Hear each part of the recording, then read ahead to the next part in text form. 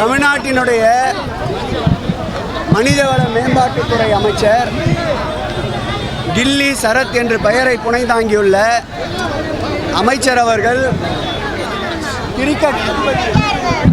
Cricket ஸ்டேடியத்தில் அமர்ந்து cricket விளையாடுகின்ற பொழுது போதை மாத்திரையை பொடியாக்கி அதை நுகர்வதற்குண்டான பணிகளிலே ஈடுபட்டிருந்ததை தமிழகத்திலே இருக்கின்ற அனைத்து ஊடகங்களும் அதேபோல் யூடியூப் போன்ற தனியார் சேனல்களும் ஒட்டுமொத்த தமிழகமும் அதை வெளியிட்டிருந்த வேளையில் அது குறித்து அரசின் கவனத்தை ஈர்க்கவும் சம்பந்தப்பட்ட அமைச்சர் மீது தகுந்த நடவடிக்கை எடுக்கவும் திராவிட முன்னேற்றக் கழக மாணவரணி சார்பில் போராட்டம் அறிவிக்கப்பட்டிருந்தது. அந்த போராட்டம் என்பது இன்றைக்கு சென்னை மாவட்டத்தில் ஒரே இடத்தில் நம்முடைய ராஜரத்னம் ஸ்டேடியம் அருகில் போராடுவதற்கு ஆர்ப்பாட்டம் நடத்துவதற்கு ஏற்பாடு செய்திருந்தோம்.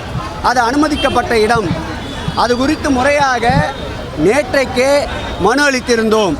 முதலில் நாங்கள் மாவட்ட ஆட்சியாளர் அலுவலகம் அருகில் கேட்டிருந்தோம். மாவட்ட ஆட்சியாளர் அலுவலகம் அருகில் கம்யூனிஸ்ட் பேர் இயக்கம் ஆர்ப்பாட்டம் இருப்பதால் நீங்கள் ராஜரத்னம் ஸ்டேடியத்தில் நடத்தி கொள்கிறா என்று கேட்டார்கள். நாங்களும் ராஜரத்னம் ஸ்டேடியத்தில் நடத்தி கொள்கிறோம் என்று அவர்களுக்கு ஒப்புதல் அளித்தோம். காலையிலே அது சம்பந்தமான மேடை அமைக்கின்ற பணி ஆரம்பிக்கின்ற பொழுது 25க்கும் மேற்பட்ட காவல்துறையினர், குறிப்பாக எழும்பூர் காவல்துறை ஆணையாளர் ராஜேந்திரன் அவர்களும் அந்த பகுதியுடைய காவல்துறை உதவி ஆணையாளர் ஜெகதீஷ் அவர்களும் ஒரு முன்னாள் சட்டப்பேரவை உறுப்பினர் வழக்கறிஞர் என்று கூட பாராமல் கழுத்திலே கையை வைத்து வாகனத்திலே ஏற்றுகின்றார். அந்த மேடை அமைப்பதற்கும் ஒளி அமைப்பதற்கும் கொண்டு வந்த வாகனங்களை சீஸ் செய்து கொண்டு சென்றிருக்கின்றார். அதேபோல் மேடை அமைக்கின்ற தொழிலாளர்களையும் கைது செய்திருக்கின்றார். இது என்ன தீவிரவாத இயக்கத்துக்கு ஆதரவாகவா திராவிட முன்னேற்ற கழகம் போராட்ட களத்திலே இருக்கின்றது?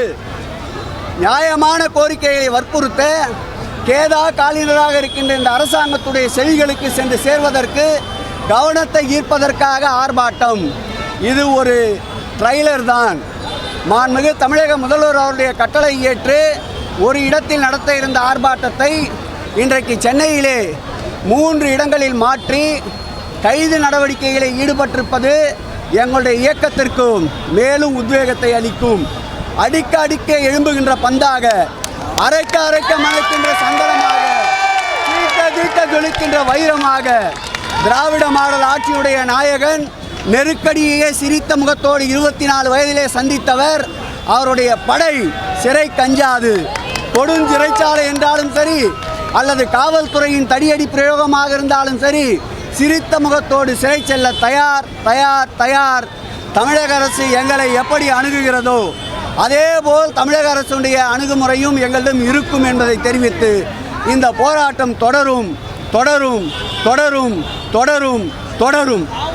5 நாள் 5 முழு வேலை நாட்களுக்கு முன்பாக போராட்டத்துக்கு அனுமதி கேட்கணும். அப்படி கேட்காதனால தான் நாங்கள் அனுமதி கொடுத்தேன்னு சொல்கிறாங்க.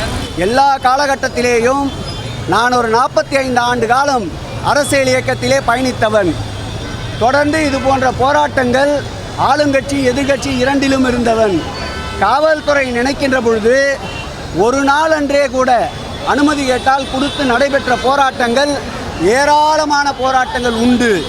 ஆகவே மறுக்கிறோம் என்றால் முறையாக எங்களுக்கு தகவல் தெரிவித்திருந்தால் நாங்கள் நீதிமன்றத்தை நாடி இருப்போம், அல்லது நீங்கள் சொல்லுகின்ற சட்டத்துக்கு உட்பட்டு கூட நாங்கள் வந்திருப்போம். எங்கள் அனுமதி மீது எந்த விதமான தகவலும் எங்களுக்கு தெரிவிக்காமல் காலையிலே மேடை அமைப்பவர்களை நீங்கள் கைது செய்கின்ற நடவடிக்கையில் ஈடுபட்டதால் தான் தற்போது நாங்கள் ஆர்ப்பாட்டம் மறியல் பண்ண வேண்டிய ஒரு சூழ்நிலைக்கு தள்ளப்பட்டிருக்கின்றார்கள். போராட்ட களத்திற்கு திமுகவா செல்லவில்லை, இந்த அரசு தான் போராட்ட களத்திற்கு எங்களை தள்ளி இருக்கின்றது.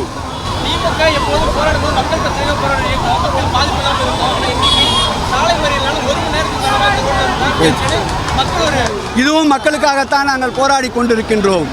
முதல்வர் வருகின்ற பொழுது சாலையிலே ஏற்படுகின்ற போக்குவரத்து நெரிசலை விட, கரூரிலே ஏற்பட்ட சம்பவத்திற்கு 41 உயிர்கள் பலியானதை விட இது ஒன்றும் பெரியதல்ல. தமிழ்நாட்டினுடைய மனித வளம் காக்க, தமிழ்நாட்டினுடைய போதை கலாச்சாரம் ஒழிக்கப்பட, தமிழகத்திலே இருக்கின்ற அமைச்சரவையிலே இருக்கின்ற ஒரு அமைச்சரே போதை பழக்கத்திற்கு ஆளாகின்றார். கடந்த 2 நாட்களுக்கு முன்பு மாரத்தான் ஓடியதில் என்ன பலன்? தன்னுடைய அமைச்சரவையிலே இருக்கின்ற போதை ஆசாமிகளுக்கு அறிவுரை சொல்ல இயலாத முதல்வர் போதை ஒழிப்பிற்காக ஓட்டப்பந்தயம் நடத்தி என்ன பலன்? அதற்காகத்தான் மக்களுடைய விழிப்புணர்வுக்கு இந்த கண்டன ஆர்ப்பாட்டம். இதுவும் மக்களுக்கு தொந்தரவு செய்வதற்காக அல்ல. நாங்கள் கேட்ட இடத்தில் முறையாக அனுமதித்திருந்தால், அங்கே கூட இது போல அனுமதித்திருந்தால் ஒரு கோஷம் போட்டு கலைந்து சென்றிருப்போம். தடுக்கின்ற பொழுதுதான் இது காட்டாற்று வெள்ளம் திராவிட முன்னேற்றக் கழகம், பல தடைகளை கடந்து வருகின்ற இயக்கம். இது நீரோடை தொடர்ந்து ஓடிக்கொண்டே இருக்கும். அச்சுறுத்தலால், மிரட்டல்களால் அணிபடையை வைக்க முடியாது என்பதற்கு இது ஒரு ட்ரெய்லராக இன்றைக்கு காட்டியிருக்கின்றோம். நிச்சயமாக அவரை பதவி நீக்கம் செய்ய வேண்டும். அது ஒரு பாடமாக இருக்க வேண்டும். அவரை மருத்துவ பரிசோதனைக்கு உட்படுத்த வேண்டும். அவர் கொக்கையின் உபயோகப்படுத்தியிருக்கிறார் என்று ஆய்வறிக்கை கேட்க வேண்டும். இந்த பாடம் தமிழகத்திலே இருக்கின்ற அரசியல்வாதிகளுக்கும் மக்களுக்கும் ஒரு பாடமாக அமையும் என்பதால் தான் இதை வற்புறுத்துகிறோம்.